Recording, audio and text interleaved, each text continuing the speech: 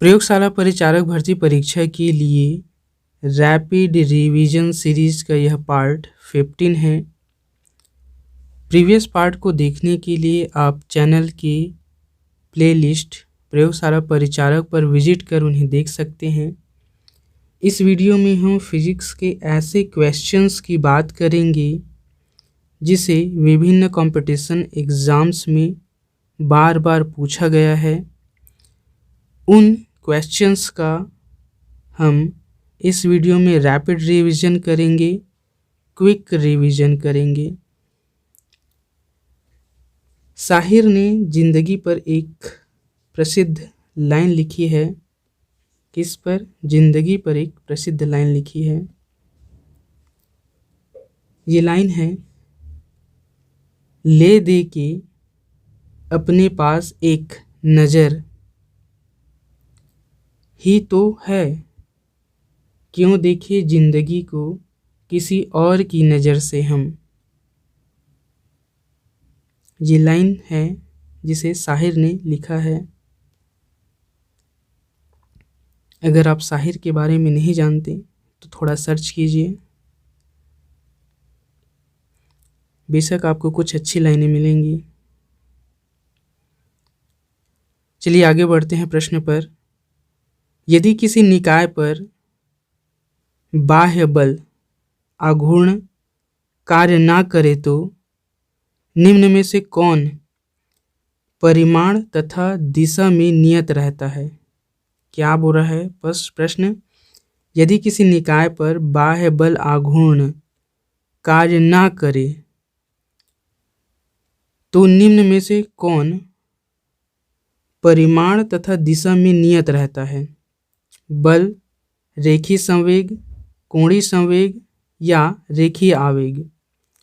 इसका आंसर है option C, कोणीय संवेग। ठीक है, ऑप्शन सी इसका आंसर होगा, कोणीय संवेग। अगला प्रश्न है, पृथ्वी के घूर्णन को एक दिन में रोकने के लिए, पृथ्वी जो घूम रहा है उसको एक दिन में रोकने के लिए विषुवत रेखा को स्पर्श रेखीय दिशा में कितना नियत बल लगाना पड़ेगा?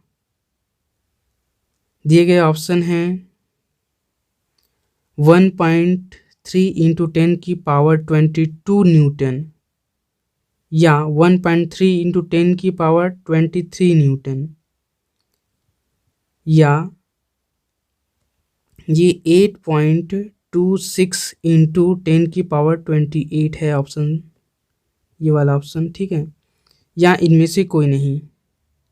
इसका आंसर क्या है? इसका आंसर है ऑप्शन नंबर सी, 1.3 इंटू 10 की पावर 23 न्यूटन के बल लगाने से पृथ्वी के घूर्णन को एक दिन में रोकने के लिए विषुवत रेखा को स्पर्श रेखीय दिशा में इतना बल लगाना पड़ेगा। 1.3 इंटू 10 की पावर 23 न्यूटन का बल लगाना पड़ेगा। ठीक है, अगला प्रश्न देखते हैं। आर त्रिज्या वाली एक पतली वलय को उसके केंद्र के परितः घूर्णन कराते हैं, तब इसकी त्रिज्या क्या होगी? बढ़ेगी, घटेगी? में पदार्थ की प्रकृति पर निर्भर करता है। उपरोक्त में से कोई नहीं। क्या होगा जब आर त्रिज्या वाली एक पतली वलय को उसके केंद्र के परितः घूर्णन कराते हैं? ये बढ़ जाएगी। ठीक है, आर त्रिज्या वाली एक पतली वलय को इसके केंद्र के परितः घूर्णन कराते हैं तब इसकी त्रिज्या बढ़ जाएगी। ऑप्शन ए इस प्रश्न का सही आंसर है। अगला प्रश्न है, घूर्णन प्रभाव उत्पन्न होता है। घूर्णन प्रभाव उत्पन्न होता है, कब उत्पन्न होता है? बल के स्पर्शी घटक द्वारा, बल के त्रिज्यीय घटक द्वारा, बल के अनुप्रस्थ घटक द्वारा, या उपरोक्त में से कोई नहीं। घूर्णन प्रभाव कब उत्पन्न होता है? घूर्णन प्रभाव बल के अनुप्रस्थ घटक द्वारा उत्पन्न होता है। ठीक है, अगला प्रश्न देखते हैं। अगला प्रश्न क्या है, सौरमंडल में उपग्रहों की गति किसका उदाहरण में है। सौरमंडल में जो ग्रह है, ठीक है, उसकी गति किसका उदाहरण है पूछा है। दिए गए ऑप्शन है द्रव्यमान संरक्षण का, रेखीय संवेग संरक्षण का, कोणीय संवेग संरक्षण का या ऊर्जा संरक्षण का। सौरमंडल में ग्रहों की गति किसका उदाहरण है। ये जो ग्रह है सौरमंडल में, इसकी गति किसका उदाहरण है पूछा गया है, ठीक है। इसका आंसर है सौरमंडल में ग्रहों की गति कोणीय संवेग संरक्षण का उदाहरण है, ठीक है। ऑप्शन सी इस प्रश्न का सही आंसर है। कोणीय संवेग संरक्षण का उदाहरण है सौरमंडल में ग्रहों की गति। अगला प्रश्न है, एक चकती कोणीय वेग इसे ओमेगा से प्रदर्शित किया जाता है, से घूर्णन कर रही है, से घूम रही है, ठीक है। एक बच्चा इस पर धीरे से बैठ जाता है तो संरक्षित रहेगा। तो क्या संरक्षित रहेगा पूछा गया है। गतिज ऊर्जा, स्थितिज ऊर्जा, रेखीय संवेग या कोणीय संवेग। एक चकती कोणीय वेग पर जो ओमेगा वेग से क्या है, गतिशील है, घूर्णन कर रहा है, घूम रहा है, ठीक है। इस पर एक बच्चा क्या करता है, बैठ जाता है। तब पूछा है क्या संरक्षित रहेगा, गतिज ऊर्जा, स्थितिज ऊर्जा, रेखीय संवेग या कोणीय संवेग। इसका आंसर है ऑप्शन डी, कोणीय संवेग संरक्षित रहेगा, ठीक है। ऑप्शन डी इस प्रश्न का सही आंसर है। अगला प्रश्न है, एक वस्तु की घूर्णी गतिज ऊर्जा क्या है, ई है, तथा जड़त्वाघूर्ण एल है। वस्तु का कोणीय संवेग होगा, तब इस स्थिति में वस्तु का कोणीय संवेग कितना होगा पूछा गया है। इसका आंसर है इस स्थिति में वस्तु का कोणीय संवेग √2EL होगा, ठीक है। 2EL होगा, √2EL होगा वस्तु का कोणीय संवेग। ऑप्शन सी इस प्रश्न का सही आंसर है। अगला प्रश्न है, एक वस्तु नियत वेग v से s अक्ष के समानांतर सरल रेखा पर गति करता है। एक वस्तु है जो नियत वेग v से x अक्ष पर समानांतर सरल रेखा पर क्या कर रहा है। ये अगर हम माने ये x अक्ष है और ये y अक्ष है। ये x अक्ष पर v वेग से समानांतर सरल रेखा में, ये सरल रेखा में क्या कर रहा है, गति कर रहा है। तब मूल बिंदु के सापेक्ष कोणीय संवेग होता है। तब पूछा है मूल बिंदु के सापेक्ष, इस मूल बिंदु के सापेक्ष कोणीय संवेग क्या होगा। दिए गए ऑप्शन है 0, नियत, निरंतर बढ़ेगा, निरंतर घटेगा, क्या होगा। इसका आंसर है ऑप्शन बी, नियत रहेगा, ठीक है, कोणीय संवेग। अगला प्रश्न है, एक तैराक ऊंचाई से कूदते समय, एक तैराक है वह ऊंचाई से कूदते समय हवा में आसानी से कलाबाजी कर सकता है यदि वह अपने हाथ पैरों को भीतर की ओर मोड़ ले, अपने हाथ पैरों को फैला ले, अपने आप को सीधा रखे, उपरोक्त में से कोई नहीं। वह एक जो तैराक है वह ऊंचाई से कूदते समय हवा में आसानी से कलाबाजी कैसे करता है, ये पूछा गया है, ठीक है। उसके लिए ये ऑप्शन दिया गया है, इनमें से कौन सा ऑप्शन सही है।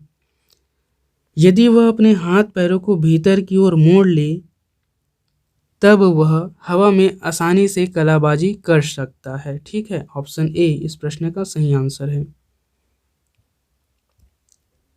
अगला प्रश्न है, दो वस्तुओं के प्रत्यास्थ संघट्य में निम्नलिखित राशि संरक्षित होती है। दो वस्तु है, इसके प्रत्यास्थ संघट में कौन सी राशि संरक्षित रहती है पूछा गया है। दिए गए ऑप्शन है प्रत्येक कण का संवेग, प्रत्येक कण की चाल, प्रत्येक कण की गतिज ऊर्जा या दोनों कण की संपूर्ण गतिज ऊर्जा। क्या संरक्षित रहती है दो वस्तुओं के प्रत्यास्थ संघट में? इसका आंसर है ऑप्शन डी, दोनों कणों की संपूर्ण गतिज ऊर्जा क्या रहती है? संरक्षित रहती है। ठीक है, ऑप्शन डी इस प्रश्न का सही आंसर है। अगला प्रश्न देखते हैं। अगला प्रश्न चैप्टर 10 कार्य, ऊर्जा एवं शक्ति से लिया गया है। चैप्टर 10 क्या है? कार्य, ऊर्जा और शक्ति। कार्य, ऊर्जा एवं शक्ति के प्रश्न देखेंगे अब। इसका प्रश्न है किसी पिंड का वेग, किसी पिंड के वेग को 2 गुना किया जाए तो क्या होगा पूछा गया है। उसका त्वरण 2 गुना हो जाएगा, उसका संवेग 2 गुना हो जाएगा, उसकी गतिज ऊर्जा दुगनी हो जाएगी या उसकी स्थितिज ऊर्जा दुगनी होगी। क्या होगी किसी कण के वेग को 2 गुना कर दिया जाए तब? इसका आंसर है उसका संवेग भी 2 गुना हो जाएगा। ऑप्शन बी इस प्रश्न का सही आंसर है। ठीक है, अगला प्रश्न, एक भारी एवं एक हल्के पिंड पर एक समान बल एक ही अवधि के लिए लगे तो ये पिंड, एक भारी पिंड है और एक हल्का पिंड है, इन दोनों पर एक समान बल एक ही अवधि अर्थात एक ही टाइम के लिए लगे और बल भी क्या हो? समान हो। ठीक है, इन दोनों पर समान बल समान अवधि अर्थात समय के लिए लगे तो ये पिंड क्या होंगे? एक समान वेग से गतिमान होंगे, एक समान संवेग से गतिमान होंगे, एक समान त्वरण से गतिमान होंगे या उपरोक्त जैसा कुछ भी नहीं होगा। ये तीनों में से कुछ नहीं होगा बोला है ऑप्शन 4 में। क्या होगा इसका आंसर? जब एक भारी एवं हल्के पिंड पर एक समान बल एक समान टाइम तक के लिए लगाया जाए तब एक समान संवेग से गतिमान होंगे। ठीक है,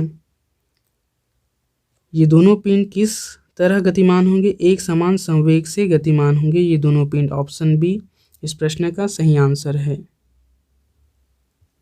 अगला प्रश्न है किसी पिंड का वेग 2 गुना होने पर, जो वेग है उसे 2 गुना करने पर उसकी गतिज ऊर्जा क्या होगी पूछा गया है हमसे।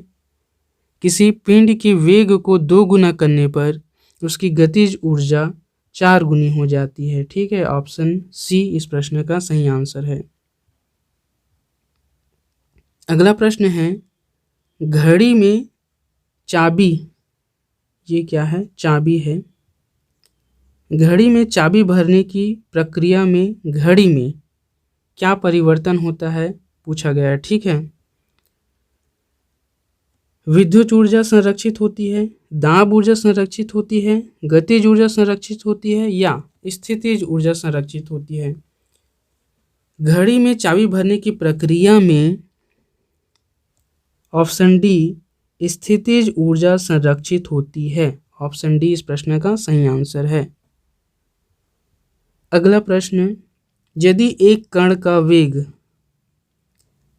वेग अपने प्रारंभिक मान का 1/3 कर दिया जाता है, यदि एक कण का वेग v है तो इसमें कितना परिवर्तन कर दिया जाता है? 1/3 कर दिया जाता है अपने प्रारंभिक मान का। यदि ये 1v है तो इसके मान में कितना परिवर्तन कर दिया जाता है? 1/3 कर दिया जाता है। तो कण की गतिज ऊर्जा हो जाएगी, तब कण की गतिज ऊर्जा कितनी हो जाएगी पूछा गया है। ठीक है, इसका आंसर है तब कण की गतिज ऊर्जा जो होगी वह 1/9 गुना क्या हो जाएगी? 1/9 गुनी हो जाएगी, ठीक है। तो कण की गतिज ऊर्जा 1/9 गुनी हो जाएगी, अर्थात जितनी उसकी गतिज ऊर्जा थी, मान लो यहाँ पर 1v के लिए गतिज ऊर्जा 1 थी, तो यहाँ पर 1/3 v के लिए उसकी गतिज ऊर्जा 1/9 हो जाएगी, ठीक है। अगले प्रश्न की बात करते हैं। अगला प्रश्न है, एक व्यक्ति एक दीवार को धक्का देता है, यह विस्थापित करने में असफल रहता है, तो वह करता है। इस पर हमने बात की थी, ठीक है, पिछले वीडियो में।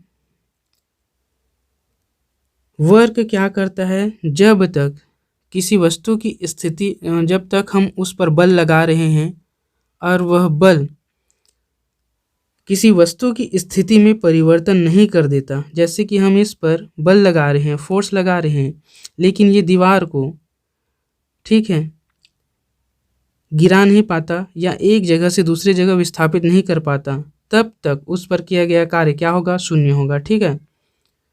इस तरह इसका आंसर क्या हो जाएगा, कोई भी कार्य नहीं होगा, ठीक है। ऑप्शन ए इस प्रश्न का सही आंसर है। उस व्यक्ति द्वारा अभी कोई कार्य नहीं किया गया है जब तक वह विस्थापन करने में असफल है।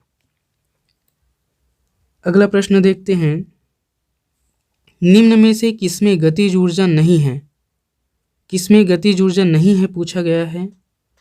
चली हुई गोली में, बहता हुआ पानी में, चलता हथौड़ा में, खींचा हुआ धनुष में, ठीक है। खींचा हुआ धनुष में, ठीक है। चलती हुई गोली, ये तो खुद चल रही है तो गतिज ऊर्जा तो है। बहता हुआ पानी, ये तो बह रहा है, इसमें भी है। चलता हुआ हथौड़ा, हथौड़ा तो चल ही रहा है, ठीक है। तो इन तीनों में तो क्या है, गतिज ऊर्जा है। लेकिन खींचा हुआ धनुष, अभी धनुष को कैसे करके रखा है, खींच कर रखा है, ठीक है। ऐसे इस प्रकार इस धनुष को खींच कर रखा है। जब इस धनुष को क्या कर देगा, छोड़ देगा, तब इसमें क्या आ जाएगी, गतिज ऊर्जा आ जाएगी, ठीक है। तो ऑप्शन डी इस प्रश्न का सही आंसर है। अगले प्रश्न की बात करते हैं, यदि गति दुगनी कर दी जाए, क्या है, गति को क्या कर दिया जाए, दुगना कर दिया जाए, तो पिंड की परिणामी ऊर्जा एवं प्रारंभिक ऊर्जा का अनुपात क्या होगा। यदि स्पीड को, वेग को 2 गुना कर दिया जाए तो उस पिंड की परिणामी ऊर्जा और प्रारंभिक ऊर्जा का अनुपात पूछा है, ठीक है। इसका आंसर क्या होगा, जब किसी पिंड की गति को दुगना कर दिया जाता है तब पिंड की परिणामी ऊर्जा, ठीक है, तब उस पिंड की परिणामी ऊर्जा 4 और प्रारंभिक ऊर्जा 1 हो जाती है, अर्थात 4:1 हो जाती है। ऑप्शन सी इस प्रश्न का सही आंसर है। अगला प्रश्न देखते हैं, यदि किसी कण का रैखिक संवेग दुगना कर दिया जाए, रैखिक संवेग को कितना कर दिया जाए, 2 गुना कर दिया जाए, तो इसकी गतिज ऊर्जा होगी, तो इस कण की जो गतिज ऊर्जा कितनी होगी पूछा गया है, जब रैखिक संवेग को 2 गुना कर दिया जाए। दोगुनी हो जाएगी, आधी रह जाएगी, चौगुनी हो जाएगी या वही रहेगी। इसका आंसर है, जब किसी कण की रैखिक संवेग को हम 2 गुना करते हैं तब उसकी गतिज ऊर्जा कितनी हो जाती है, 4 गुनी हो जाती है, ठीक है। कितनी हो जाती है, 4x हो जाती है। यदि उसकी रैखिक संवेग को 2x किया जाए तो उसकी गतिज ऊर्जा 4x हो जाती है। ऑप्शन बी इस प्रश्न का सही आंसर है। अगला प्रश्न, किसी गतिशील पिंड का वेग को क्या कर दिया जाए, आधा करने से उसकी गतिज ऊर्जा हो जाती है। जब किसी पिंड के वेग को आधा करेंगे तब उसकी जो गतिज ऊर्जा होगी वह कितनी होगी पूछा गया है। आधी हो जाएगी, 2 गुनी हो जाएगी, चौगुनी हो जाएगी, चौथाई हो जाएगी, तब उसकी गतिज ऊर्जा जो है वो 1/4 हो जाएगी, ठीक है। ऑप्शन डी इस प्रश्न का सही आंसर है। यदि किसी पिंड की वेग को आधा कर देते हैं तब उसका जो गतिज ऊर्जा है वह 1/4 अर्थात 1/4 हो जाता है। यदि आपका कोई क्वेश्चन है, ठीक है, या कोई एडवाइस है तो हमें कमेंट में लिख भेजिए। आप हमें सपोर्ट करने के लिए चैनल को सब्सक्राइब कर शेयर कर दीजिए।